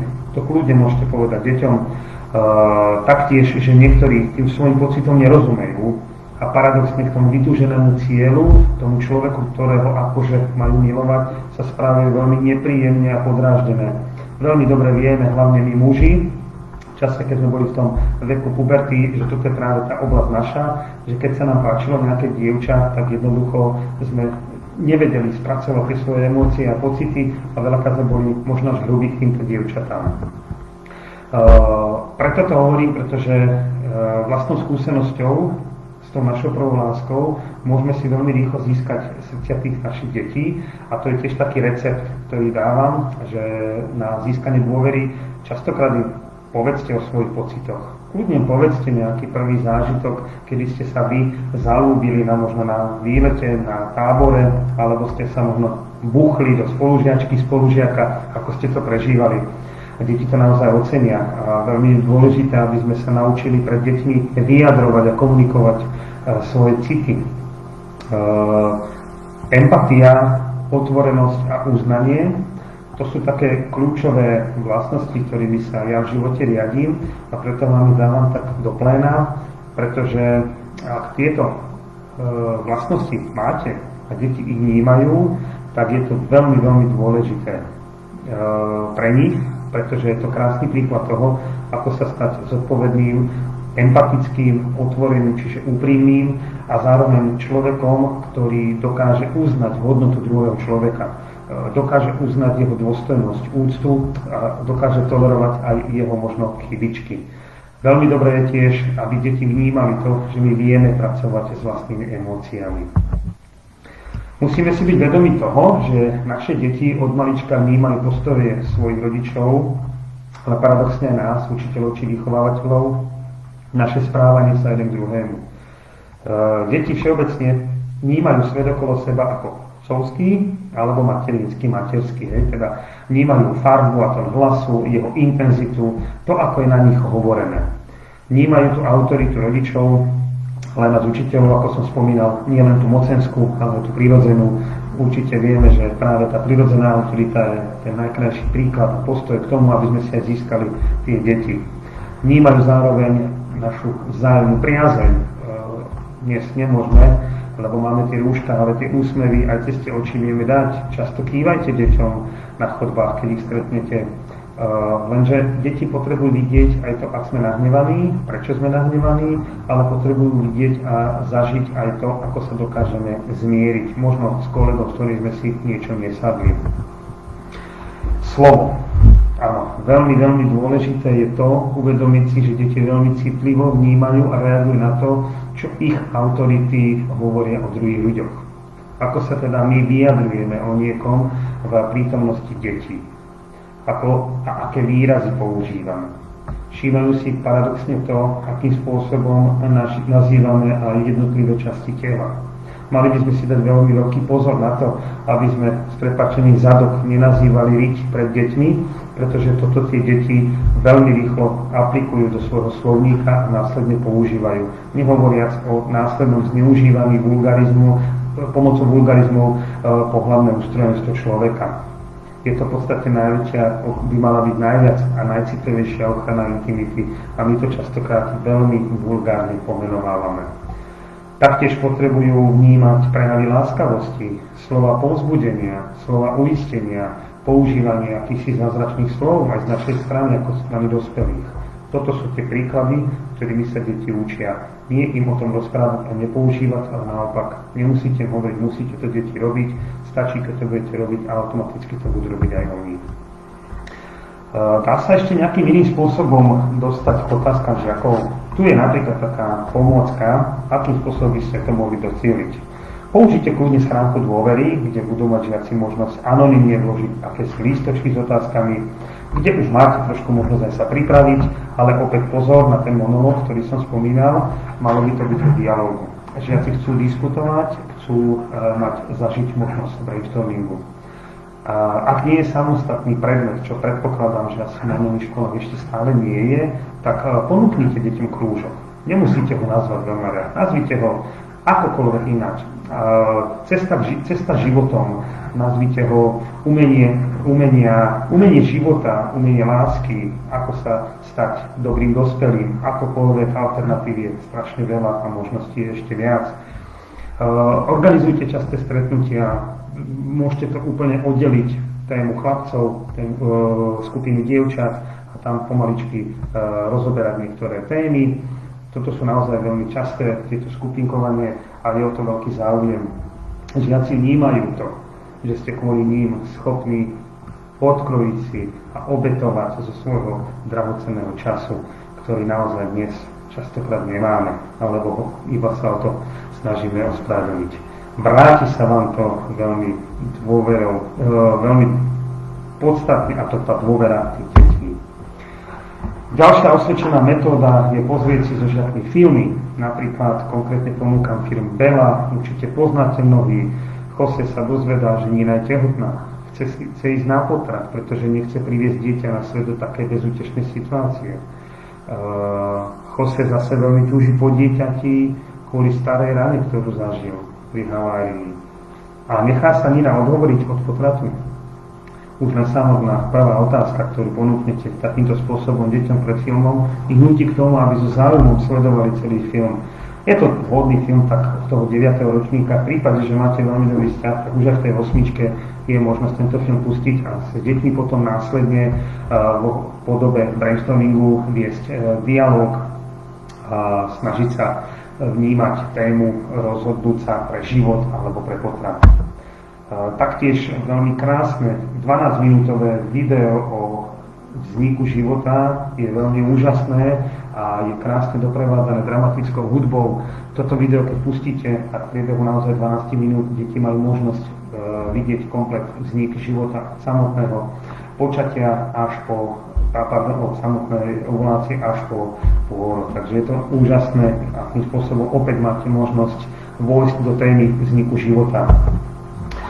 Taktiež Lux Communication vydalo DVDčko, na ktorom je krátkych 8 filmov, ktoré sa týkajú problematiky z oblasti bioetiky, z pohľadu vedy a etiky. A toto je dôležité si samozrejme pozrieť najskôr sám ako učiteľ a niektoré časti z toho môžete použiť. Nie všetko samozrejme, tu musíte byť veľmi citliví, pretože to naozaj niektoré zábery veľmi ťažké, ale vy už predsa poznáte tú skupinu, s ktorou pôjdete pracovať a niečo môžete použiť.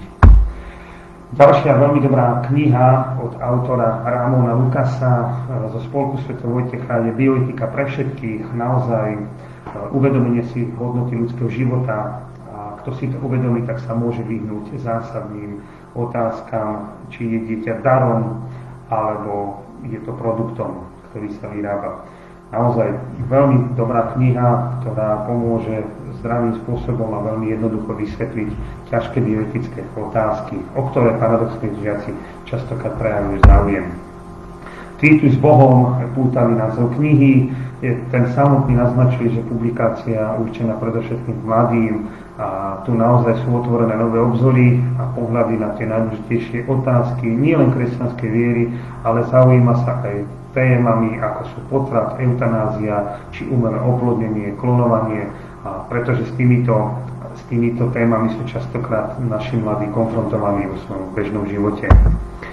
Veľmi dobrá kniha, publikácia Výchova manželstva rodičovstvu, je to od bývalého sociálneho pracovníka, ktorý sa venoval týmto témam a stále sa venuje a vlastne táto kniha má pomôcť hlavne mladým ľuďom dobre prežívať vzťahy a svoju sexualitu.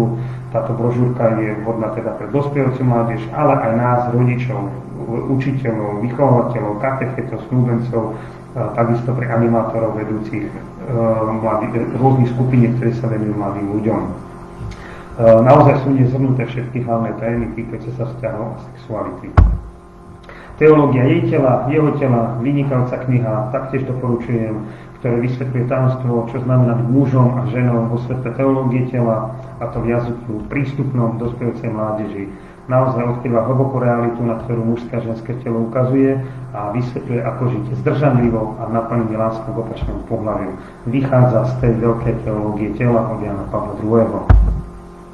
Veľmi dobrá kniha je o tom, ako som spomínal, že je dôležité naučiť deti nielen pomenovať, ale aj prežívať vlastné emócie.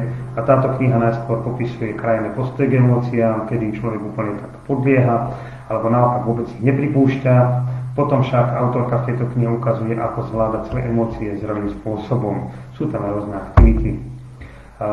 Kniha Hranice kození, veľmi pekná kniha o tom, že tie hranice, ktoré môžu pomôcť rásť v slobode, poctivosti a sebaovládaní. Sú to rôzne zážitky počas chodenia, ktoré však vždy nie sú jednoduché, ale práve v tejto knihe sa ponúka akýsi taký revolučný spôsob riešenia takýchto vzťahov.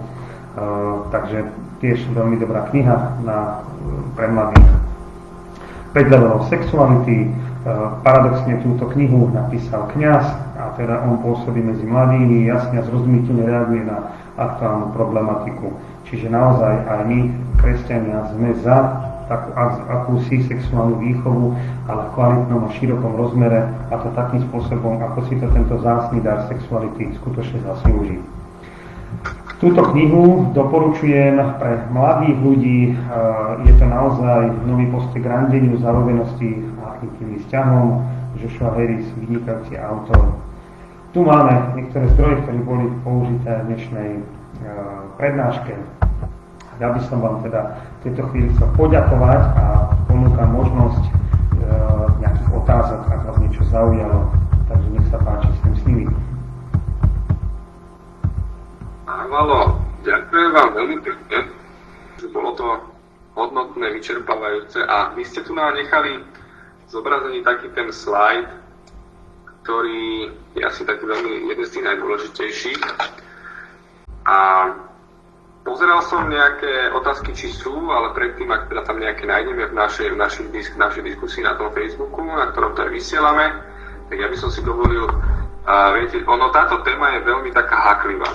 Tieto body boli rozprúdené na tému sexuálnej výchovy a z vašej skúsenosti ma zaujímalo, že majú mladí záujem prioritne o témy takého toho, že ten sex a tá technológia okolo toho, tak to tak akože odľučtím úplne, prepačte, že teda ten sex, alebo ich zaujímajú skôr tie vzťahy, ako to, ako túžia žiť v stabilnej rodine, povedzme, možno vo vlastnej to ako škrípe v tej, z ktorej pochádzajú, alebo proste sa chcú skôr rozprávať o tom, ako vlastne na to, aby tá rodina, to manželstvo možno že vydržalo, že či máte nejaké dobré rady k tomu, že či sa vás pýtajú toto, alebo vyslovene ich to zaujíma skôr teda taká tá rovina tej sexuality len a proste akože... Áno, presne viem, na čo narážate.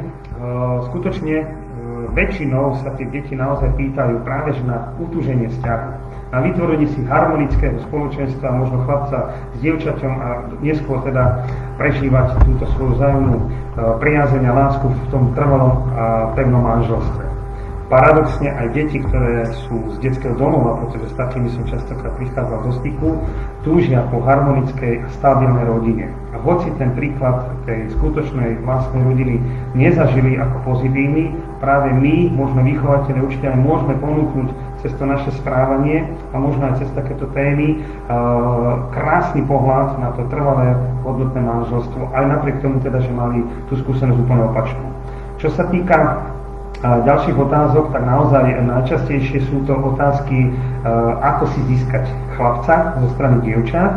A dievčatá naozaj častokrát túžia potom, aby počuli z úst muža, možno učiteľa, to, že sú vzácne, to, že naozaj ich hodnota a hodnota ich panenstva je nekonečná a je jedinečná. Tam napríklad konkrétne som takýto skôr s dievčatami, ktoré mali jednu skupinku a veľmi to na ne zapôsobilo, že uvedomiť si, že možno počúvajú z toho sveta, ktoré som spomínal v dnešnej doby, že sex je výborný, pretože nám dá rozkoš, zažiješ niečo úžasné, máš právo si robiť so svojím telom, čo chceš. Nie, toto vôbec deti takto netúžia potom a niekedy sa stane, že niektorí z tých chlapcov vykriknú niečo vyslovene, že chcú vedieť, ako je to so sexom, avšak keď sa začneme hlbšie práve s tými chlapcami baviť, tak sú to častokrát chlapci, ktorí sú zranení a z nejakej takej možno sklamaní z prvej lásky a práve ten osobný príklad možno k tomu, že ako im vysvetlíme, ako sme my možno prežili tú prvú lásku, sklamanie, a vysvetliť im, že úplne každý z nás je vybavený takou zvláštnou silou, že zvládneme tieto rany v úvodzovkách z tých strát a sklamaní z prvých lások, že práve to nás môže tak posunúť niekam ďalej. Vtedy vlastne napríklad mi veľmi dobre pomohla práve tá kniha od Joshua Harrisa S Bohom lásky. Napríklad v češtine to je, že teda, když nikým nechodí, nesem cvok, taká otázka, tak s veľkým zájmom napríklad deti túto publikáciu si prečítali a spolu sme sa potom o nej rozprávali. Takže tiež ma prekvapilo, keď bolo referendum o týchto otázkach a mal som tu možnosť aj osobne v niektorých diskusí zúčastňovať ako aktér, Častokrát som bol prekvapený, ako tá protistrana, tá liberálna agenda tlačí ľuďom a hlavne mladým ľuďom takú, ako keby v úvodzovkách natlača im do hlav to, že oni to chcú počuť. Oni chcú počuť, ako je to naviesť kondom. Oni chcú počuť, akú hormonálnu antikoncepciu majú užívať, aby si úplne v kľude užili sex. Ale vôbec to nie je pravda. Z mojich skúseností presný opak. Deti skôr zaujímajú trvalé vzťahy a tá skutočná práva láska, ktorú možno niektorí hovorí nezažili, ale túžia po nej. Ja musím len dodať, že ja mám presne rovnakú skúsenosť. Ja som sa v minulosti venovala vedeniu birmovancov a skutočne mali sme množstvo rôznych detí z rôznych životných, ako by som to povedala, skrátka rôznych detí, ktoré mnohé nemali žiaden nejaký, ja neviem, dotyk s kresťanstvom, preto samotnou prípravou na birmovku a musím povedať, že presne rovnakú skúsenosť mám, že tie deti majú skôr záujem o ten vzťah ako o nejaké vyslovene návody na to, ako si čo najviac žiť sex, alebo ako čo najviac, ja neviem, chlapci možno ako čo najviac žien doslova dostať do postele, takže presne musím podporiť teda pána Vala, že je to naozaj pravda. Ja by som sa chcela spýtať ešte jednu otázku, že vy ste spomínali strašne veľa rôznych návrhov, že ako so žiakmi teda učiteľ môže hovoriť teda o rodine, manželstve, o pro-life a podobne, ale chcela by som sa vás spýtať na taký ten rozdiel medzi možno cirkevnou a necirkevnou školou. Či tí učitelia, ktorí učia na cirkevnej škole, sú možno z vášho pohľadu možno tak zvýhodnení a že majú to ľahšie ako tí, čo učia na necirkevnej škole, a zároveň, že či všetky tieto typy, možno ktoré ste dali, či sa dajú z vášho pohľadu aplikovať aj na necirkevnej škole. Prípadne, keby ste možno navrhli, že čo je podľa vás taký najlepší prístup, ktorý sa dá aplikovať práve na necirkevnej škole. Mám práve, že ďakujem za otázku. Mám skúsenosť práve s výučbou na necirkevnej, čiže na štátnej škole. To je taký paradox, že práve na tej štátnej škole z učiteľa náboženstva sa stal učiteľ východomanželstva rodičovstvu a bolo to viac menej z takého popudu, z takých tých mojich prvých skúseností, keď som ako nejaký nováčik, ktorý nikdy v živote nepôsobil v školstve, nastúpil ako mladý muž, paradoxne predtým pracujúci v službách kriminálnej polície, nastúpil do školstva učiť náboženstvo. Veľký šok pre mnohých aj kolegov učiteľov, že čo tam vlastne chcem, či som nejaký bludár. A veľmi rýchlo sa mi podarilo teda možno tou prirodzenou autoritou získať si nielen kolegov, ale hlavne týchto mladých ľudí. A taký prvotný popud vôbec venovať sa týmto témam vznikol zhruba možno nejaké tretie vyučovacej hodine, dodnes si to pamätám, bolo to už šiestakov, keď hneď po hodine úplne spontánne chceli 5 dievčat objať sa. Hej? Je to úplne spontánna reakcia, deti, musel som ich však sklamať, že ich nemôžem objať a vysvetlil som im úplne priamo, že mohol by som sa stať objektom niektorého z fotoaparátov na mobiloch, ktoré teda deti dneska majú v školách, takže veľmi nerad by som niekde na súde obhajoval to, že nie som nejaký sexuálny predátor, ale že skutočne som tu na to, aby som im pomáhal v dozrievaní rásť. A to bolo také prvé, kedy som povedal slovo sexuálny predátor a oni sa tak samozrejme zahliakli a vtedy vlastne bolo prvé, že či by som s nimi sa o takýchto témach rád porozprával. No a ja som potom postupne to ukrajoval z tých hodín náboženstva a venoval som sa tej prierezovej téme východomanželstva rodičovstvu tak v úvodzovkách na pol plynu, aby aspoň troštičku začali zakúsať tieto deti toto ovocie. No, ešte by som sa troštičku vrátil k tomu prvému, môjmu takému monológu, k tejto otázke od pána Kovačíka, tak priamo som povedal napríklad mnohým tým mladým dospievajúcim, že ak chce dievča získať chlapca, tak častokrát použije na to sex. Áno? A ak chce chlapec získať dievča do postele priamo, tak on na to použije lásku. Je to také zaujímavé, že tým, že vy, ženy, ste v podstate emočné bytosti, ktoré potrebujete viacej počuť o tom, aké ste krásne, aké ste úžasné, ako vás ľúbime. Kdežto my chlapci, tým, že sme zamerali viac na to telesno, tak to je aj oblasť nebezpečenstva toho zneužitia tej dôvery. A teda, ak chce chlapec, ktorý túži napríklad dostať dievča do postele, tak naozaj bude ho krmiť všetkými láskavými vecami a to dievča mu podľahne v domnienke, že si ho získa jeho srdiečko. Opak je však pravdou, čo sa stáva. Častokrát si chlapec zatiahne nejakú čiaročku do svojho kalendárika, že mám ďalšiu, lenže neuvedomuje si, že tú čiarku súbežne robí dievčatku na srdci. A čím viacej sa takto zjazví srdce dievčaťa, tak vlastne neskôr bude, až by som povedal, neschopné otvoriť sa skutočnej tej pravej láske, ktorá by mala viesť až do toho harmonického manželstva. Čiže to k tomu, a tuším tam ešte bola otázka ohľadom tých aktivít a porovnania tých cirkevných a štátnych škôl a učiteľov. Myslím si, že či je to učiteľ na cirkevnej škole, či je to učiteľ na štátnej škole, všetko to závisí od osobnej charakteristiky toho konkrétneho učiteľa. Jeho prístupu k tým žiakom a naozaj o tom, ako si on dokáže získať dôveru toho konkrétneho žiaka.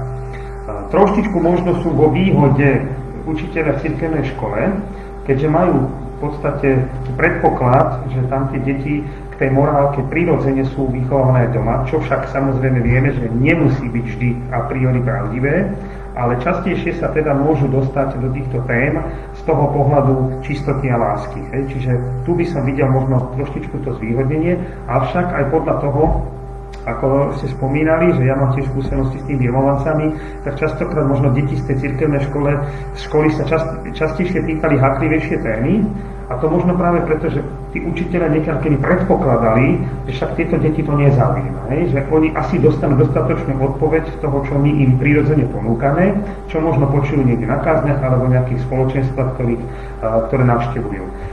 Konkrétne častokrát som sa stretol, to bolo v birmovaneckých stretnutiach, teraz nerozlišujem, či to bolo dieťa z cirkevnej alebo štátnej, ale proste tam, že deti po takejto prednáške prišli za mnou a otvorili tému homosexuality napríklad. A to bol napríklad tiež taký zaujímavý prvok v rámci referenda, keď isté slečny z denníka N strašne chceli zistiť, čo sme zač, tí, čo sme tam ako v podstate nejak robili niečo okolo toho. A keď zistil, že som učiteľ výchovy manželstva rodičovstvu, tak kedy je padla sánka dole, pretože oni práve tento predmet chceli využiť na to, aby túto ich propagandu sexuality zbavenej, teda možnosti zdržanlivosti a uznania jednotlivých fáz sexuálneho vývoja a psychosexuálnej zrelosti mladých ľudí a zaradiť tú Lukšikovskú metodiku do tohto predmetu. Čiže tam som napríklad, keď som povedal, že áno, ja mám s deťmi aj vzťahy také, témy, kde riešime homosexualitu, čoho sa nechytila tá jedna z nich, ale vysvetlil som úplne spontánne, že homosexualita má tiež nejaké fázy a niekedy práve deti, ktorí nemali prirodzený príklad zdravého vzťahu otca a matky, tak môžu vo vývojovom období puberty prísť do tzv. Štádia vývinovej homosexuality, čo sa však nejedná o nejakú homosexualitu, ktorá je teda a priori neskôr prezentovaná ako nejaký módny štýl dneska. Tak tieto deti naozaj za mnou prišli s nejakou či už ťažkosťou, že proste prečo to tak je a tak, a pýtali sa, ako im pomôcť, tak v prvom rade som potreboval u chlapcov odstrihnúť pornografiu. To je alfa omega, že oni automaticky tieto deti, ktoré zacítia, tak sa snažia nájsť tú odpoveď. To je to, čo som povedal. Ak nemajú dôveru u rodičov, ak nemajú dôveru u nás učiteľov, hľadajú to naozaj na internete alebo u kamarátov.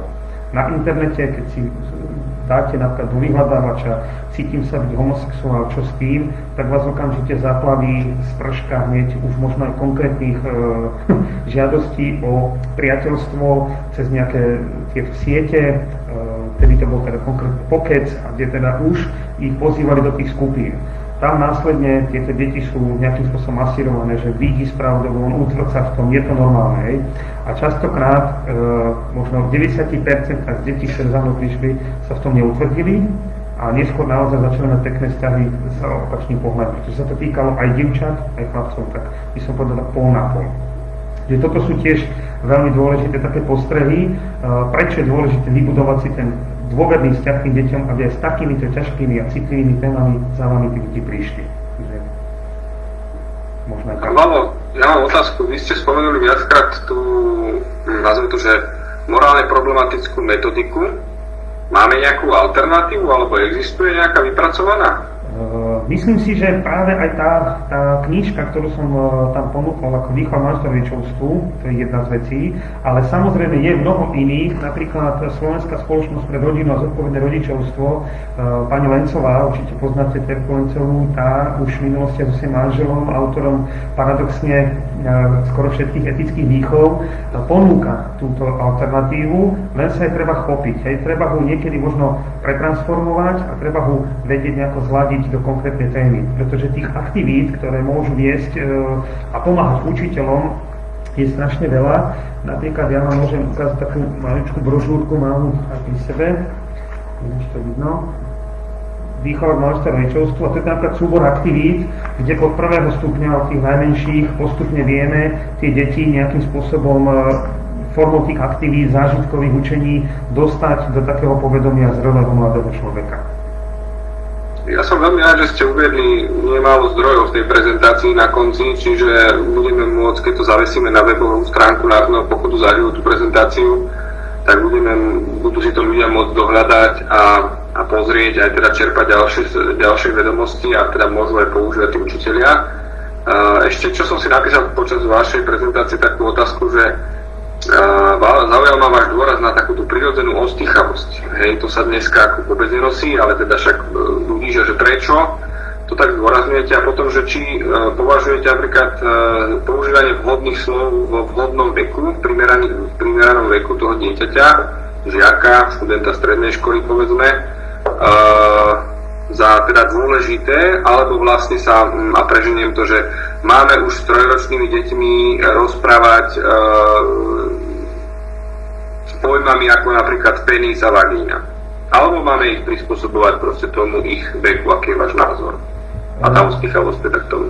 Ďakujem. Ako myslím si, že naozaj to je vlastne z toho takého, že zdravým spôsobom, citlivým a veku primeraným. Samozrejme, trojročnému chlapcu alebo svojmu synovi nebudem vysvetľovať, že má penis. Ešte nejakým spôsobom, ale už nejakým prirodzeným spôsobom môžeme v tomto veku vysvetliť, že teda má pipík napríklad, hej, a teda dievčatka majú cikulku, aby to on nejakým spôsobom, pretože ja som si vedomý toho, že on v nejakom sociálnom prostredí je v škôlke, kde by možno niekom vzbudilo zvláštnosť toho, že už nejako tak. Samozrejme, ak deti prídu napríklad v oblasti biológie v 7. ročníku, kde už sa priamo pomenováva pohlavný orgán muža ako penis, ženský to ako vagina, tam jednoznačne nebudem zase rozprávať o pipíku a o cikulke, kde to bolo asi zvláštne, hej, že to naozaj tam my už musíme mať trošku tú vlastnú sexualitu ako keby prežitú a nemôže nás zaskočiť žiadna taká ťažšia otázka, hej, pretože pamätám si, raz jeden chlapec sa mal problém opýtať na tému masturbácie a strašne okolo toho chodil. A keď som sa priamo opýtal, lebo bol to siedmak, že či sa chce rozprávať o masturbácii, tak ostal zaskočenie, že áno, hej, že teda, čiže naozaj niekedy môžeme použiť, ale musíme veľmi citlivo. Napríklad toto je tá zase naša citlivá stránka, že ja keď vnímam ten kolektív triedy, ktorý mám, tak tie moje oči musia blúdiť po úplne každom jednom a ja musím vedieť čítať, čo to dieťa, kedy sa napríklad skloní hlavu, že sa zahambilo, alebo že zbystrí, že toto je tá téma, ktorá je, a potom častokrát som účelovo vyhľadával týchto žiakov, či sa nechce o niečom porozprávať, či v podstate nejako sami častokrát prišli, lebo s tým, že sa robila výchovného poradcu, mal som svoj kabinet, takže bola tá možnosť, ale naozaj to mali by sme byť citliví. Určite nesmieme zahrnúť, ako som povedal, tie deti strašne veľa informáciami. Skôr ja to vždy tak vediem, že dám mi otázku a ja mu dám niekedy proti otázku, že čo vlastne tým chce vedieť. Že čo tým sleduje, že akú odpoveď by chcel počuť. Pretože niekedy sa dieťa potrebuje opýtať na úplnú banalitu a my z toho spravíme možno 12-minútový monológ, ako som spomenul, a to dieťa má oči otvorené, že čo sa to vlastne, čo mi to na čo mi to rozprávať, veď ja som chcel iba vedieť túto jednu vec. Hej. Možno to dieťa pozeralo bol raz jeden život, tam sa niečo spomenulo v oblasti ovulácie alebo vajíčka a teraz príde za mnou dieťa a povie, čo je to ovulácia. No a ja mu nemôžem začať predsa vyprávať prednášku pre stredoškolákov alebo vysokoškolákov, ako to vlastne v tom ženskom cykle je a že keď nejaké ovulácia nastane a postupne putuje vajíčko. Asi by to tomu dieťaťu bolo zbytočné. Čiže otázka, odpoveď a radšej dať kratšiu odpoveď, ak tomuto dieťaťu nestačí, ono sa ho zopýta. Ak už má tú dôveru vo vás, tak sa bude pýtať ďalej a ďalej, hej, a postupne. Takže ja vidím recept v tomto, že v podstate nezahrniť veľa informácií, ale postupne a naozaj veku primerane odpovedať. Ja by som sa ešte spýtala, vy ste to už čiastočne naznačil, ale predsa len mám skúsenosť moje kamarátky, ktoré sú učiteľky mnohé, teda na stredných školách, kde už pracujú aj s plnoletými žiakmi alebo žiačkami, sa mi zverili, že viacerí žiaci, a teda viacerí kamarátky sa mi takto zverili, že prišli za nimi a začali s nimi riešiť naozaj nejaké problémy, ktoré majú buď v oblasti vlastnej sexuality, ako ste spomínali, nejaké homosexuálne sklony, alebo v oblasti vlastnej rodiny, problémy, čo majú v rodine, vážne veci. Čo robiť možno v takejto oblasti? Čo môže ten učiteľ urobiť, ak vlastne žiak za ním s niečím takýmto príde, ako by mal reagovať, alebo čo môže pre toho žiaka urobiť, okrem toho, že mu dá nejaké to dôverné miesto, kde môže ten žiak prísť a sa vyrozprávať. Ďakujem.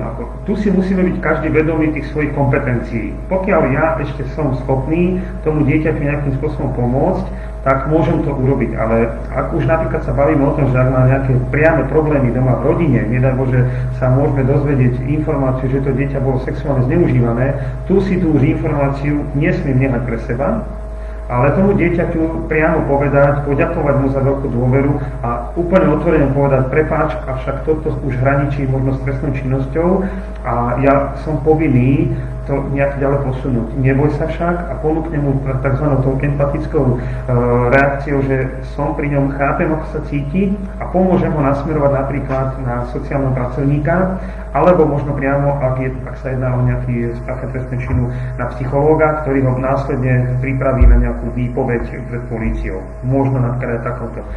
Naozaj my si musíme byť všetci vedomi toho, pokiaľ siahajú naše kompetencie.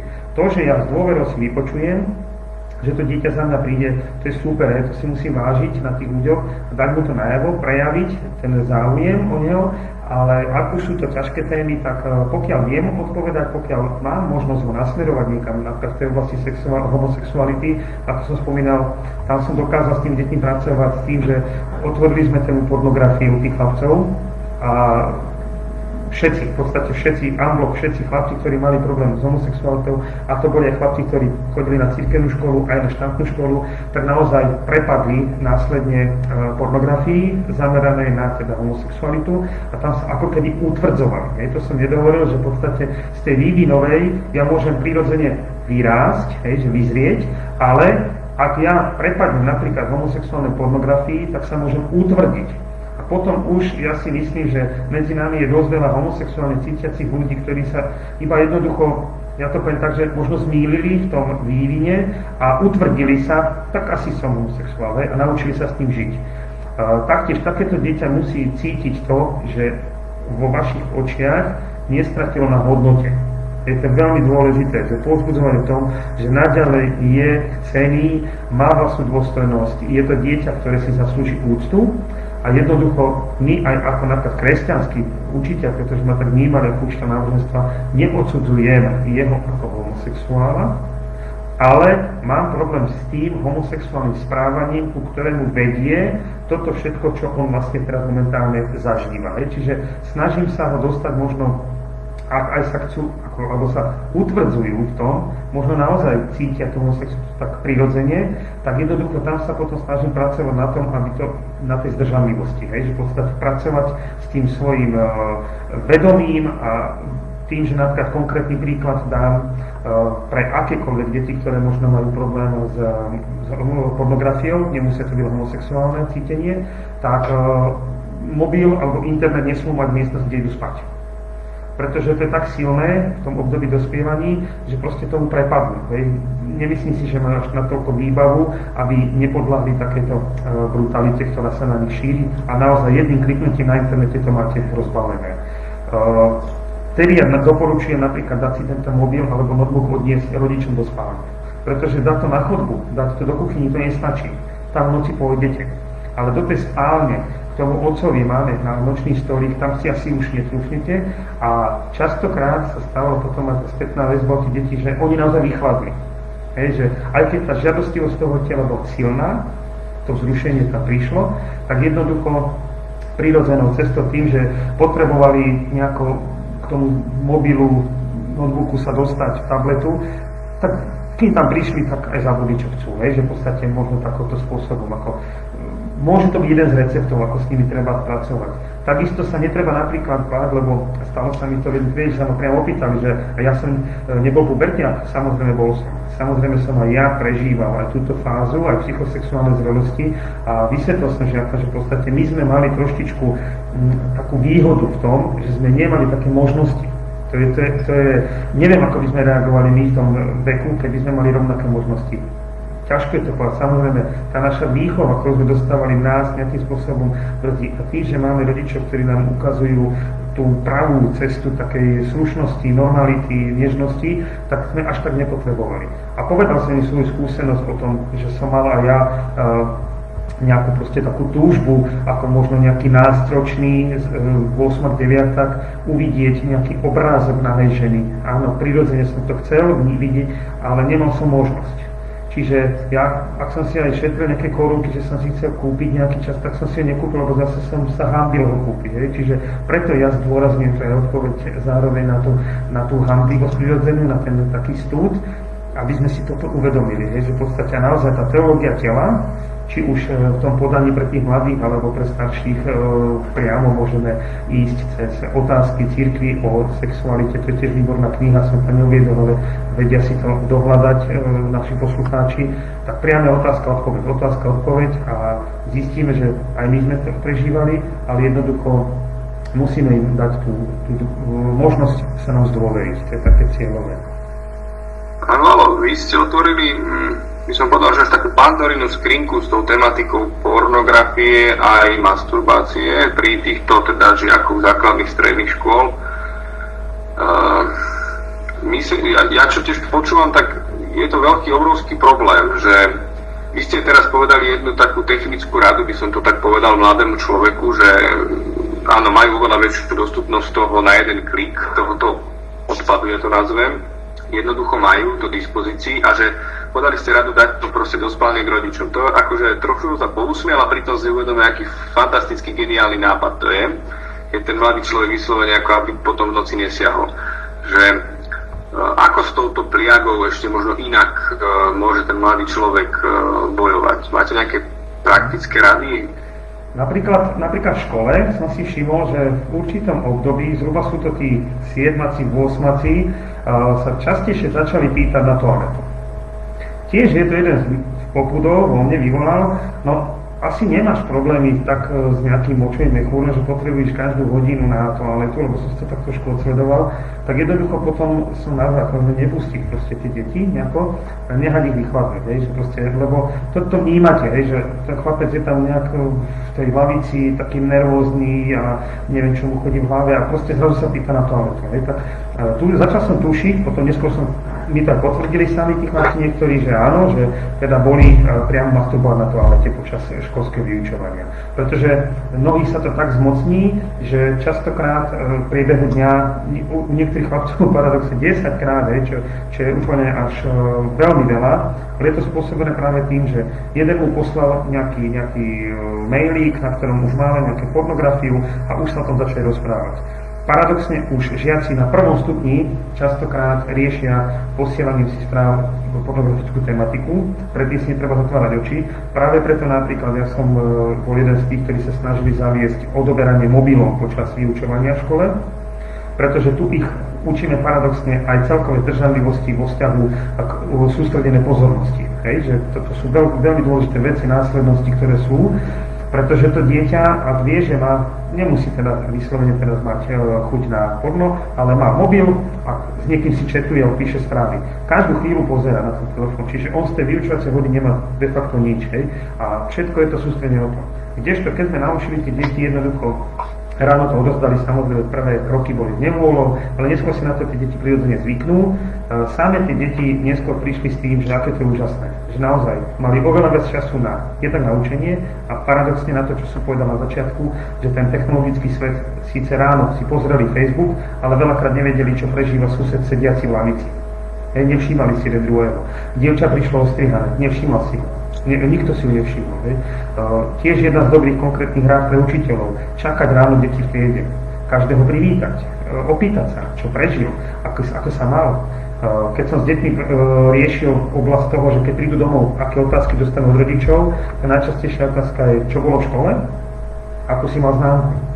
Málo ktorý rodič sa opýta, čo si dnes prežil, ako si sa dnes cítil, zažil si niečo zábavné, alebo keď vidia na tom dieťati, že sklamané, niečo ťa sklamalo, zle si napísal písomku, čiže málo kedy ideme do hĺbky v tej komunikácii, aj my ako možno rodičia, ako učitelia, a práve toto môže byť jedna z ciest, ako si získať aj tie deti v úplne bežných emočných otázkach a potom následne za nami skutočne prídu aj s citlivými témami.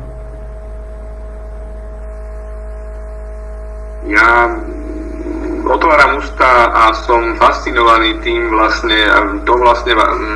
ja som vás počul, pán Valo, že vy ste, keď ste nastúpili a začali ste učiť náboženstvo, že mali ste tam maložiakov, na konci ročníka všetci z etiky prestúpili k vám. Neviem, čo na tom pravdy, ale teda bolo to naozaj akože zaujímavý príbeh a už sa tomu nečudujem, úprimne povedané, pretože keď to vás počúvam, ste veľmi citlivý človek v zmysle, že aj to, čo ste spomínali, že rozprávate o nejakej téme a musíte skenujete tie detské pohľady a reakcie, máte ich tam povedzme, že 20, 25, ja neviem ako, máte v triede a jednoducho toto chce naozaj veľkého človeka, by som povedal, a človeka, ktorému záleží na tých deckách. Tiež by naši decká mali čím viac takýchto učiteľov. Maťka, neviem, či máš ešte nejakú ďalšiu otázku pripravenú? Ja by som vám chcela poďakovať nielen za tú prezentáciu, ale aj hlavne za tie vaše odpovede na naše otázky, lebo myslím si, že ste nám úplne osvetlili tieto problematiky, o ktorých sme sa rozprávali, na ktoré sme sa pýtali. Tak vám ďakujem nielen teda za nás dvoch s Tomášom, ale aj za ostatných, ktorí budú sledovať tento webinár alebo ho práve sledujú. Ja tiež chcem poďakovať, keď teda si ma trošku predbehla. Ja som chcel dať ešte do pozornosti jednu web stránku. Neviem, že či toto vieme otvoriť, ale skúsme, snáď nám ten webinár nespadne, ale pod hlavičkou Národného pochodu za život pred možno 3 rokmi vznikla taká webová stránka milujemživot.sk. Chcem sa možno vám ju dať do pozornosti, pán Valo, alebo možno aj ďalším. Mal by to byť taký podporný nástroj pre možno učiteľov alebo aj teda žiakov, kde by našli, kde sú zhrnuté také sumarizácia tých informácií v týchto oblastiach pro-life, ale aj teda tie háklivejšie témy, potrat, diagnostika, reprodukcia, genetika, výskum, smrť, darcovstvo, ale aj gender problematika. Neviem, že či by toto mohlo byť takým nejakým zaujímavým materiálom pre učiteľa, čo myslíte, k týmto zložitým problematikám ako zdroj informácií? Určite áno. Ja si myslím, že každý jeden podporný materiál, ktorý či už z tohto pozerám už len podľa toho obsahu, že je to naozaj vynikajúce, je veľmi dôležité, aby si to minimálne ten učiteľ preštudoval, prešiel a keď sa náhodou stretne, možno nie cieľene on s nejakou konkrétnou témou, ale môže sa stretnúť s otázkou od žiaka, žiačky, tak môže vedieť aspoň minimálne odporúčiť konkrétne takúto publikáciu alebo s nej vychádzať vo vzťahu k odpovediam. Takisto som si ešte všimol, že existuje taká stránka, že Zdravý sex. Neviem, či je ešte aktuálna, ale tam presne tiež boli niektoré návody a aktivity, ako pracovať s deťmi v tejto oblasti. Je to tiež v podstate také naše a ja verím, že v budúcnosti sa podarí aj možno nejakú konkrétnu knihu alebo publikáciu, ktorá by bola priamo možno nejakým spôsobom náhradou a alternatívou za tú konkrétnu metodiku, ktorú vydali tí Lukšikovci pre učiteľov, kde by mali všetko zosumarizované. Ale zdôrazňujem opäť to, že tá výchova množstvo rodičovstvo, tie knihy sú plné aktivít a treba ich v podstate využívať. Treba si ich pozrieť. Myslím si, že na úplne každej škole, alebo to som možno prehnal, ale na veľa školách stále sa niekde v knižnici nachádzajú tieto knižky výchova množstvo rodičovstvu.